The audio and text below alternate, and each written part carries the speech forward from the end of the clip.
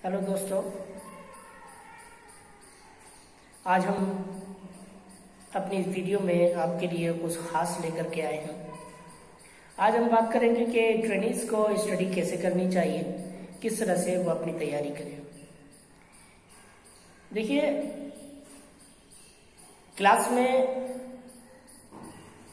जितने भी स्टूडेंट होते हैं उसमें से 100% स्टूडेंट पढ़ने वाले नहीं होते हैं। कुछ स्टडी करते हैं, कुछ नहीं करते हैं। कुछ का पढ़ने में मन लगता है, कुछ का पढ़ने में मन नहीं लगता है। तो मैं उन लोगों के लिए बात करूंगा जो पढ़ना चाहते हैं, जो वाकई तैयारी करना चाहते हैं या एग्जाम में अच्छे नंबर लाना चाहते हैं।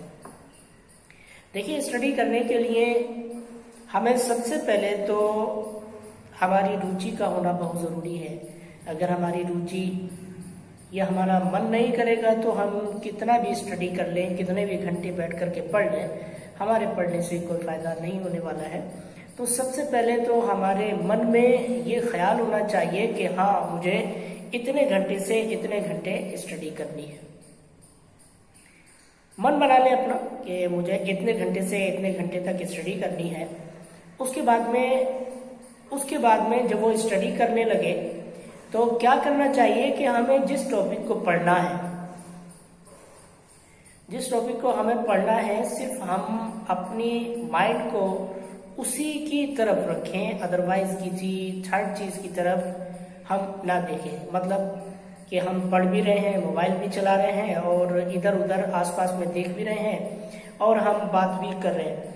तो ऐसी स्टडी करने से क्या होता है कि स्टडी हम कर तो लेते हैं लेकिन उस स्टडी का कोई फायदा नहीं होता और हमें कुछ भी पल्ले नहीं पड़ता है।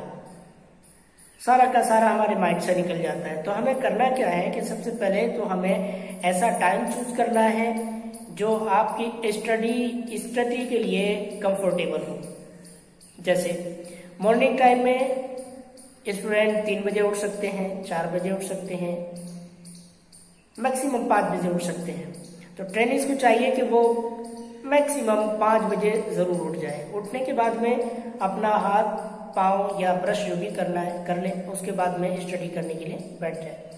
दूसरा, सुबह के टाइम में स्टडी करने से फायदा ये होता है कि सुबह का एटमॉस्फेयर शांत होता है। किसी गाड़ी की आवाज, चरिंद की आवाज, दरिंद की आवाज, पशु पक्षी की आवाज हमें नहीं आती है और वो हमारे लिए स्टडी का सबसे बेस्ट ऑप्शन होता है सुबह का टाइम। स्टडी करने के लिए हम अपने टॉपिक को खोलते हैं। टॉपिक को खोलने के बाद जिस टॉपिक को हमें पढ़ना है उसी टॉपिक पर हम फोकस करेंगे।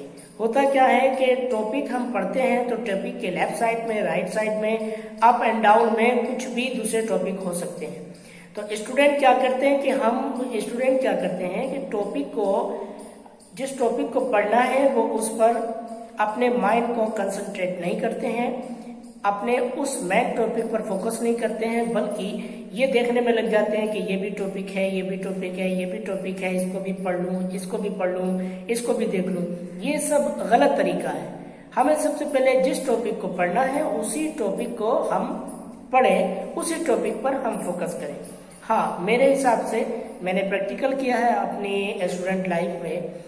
करना क्या है कि जिस टॉपिक को हमें पढ़ना है, ये बहुत इंपॉर्टेंट है। अगर आप करेंगे तो हो सकता है आपको फायदे में हो जाए या आपको फायदा मिल जाए कि जिस टॉपिक को हमें पढ़ना है सिर्फ और सिर्फ उस ही टॉपिक पर हम फोकस करें और बाकी का जो टॉपिक है, अदरवाइज जो दूसरे टॉपिक हैं, उनको किसी व्हाइट पेपर से या ब्लैंक पेपर से या किसी कपड़े से ढक दें।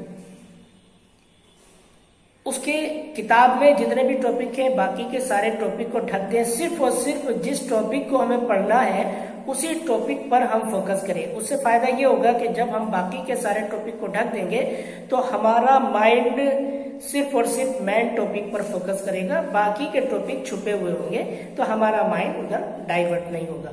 उस टॉपिक को छुपा दें और मेन टॉपिक पे अपने आ जाए। अब उसके बाद उस टॉपिक को गौर से पढ़ें।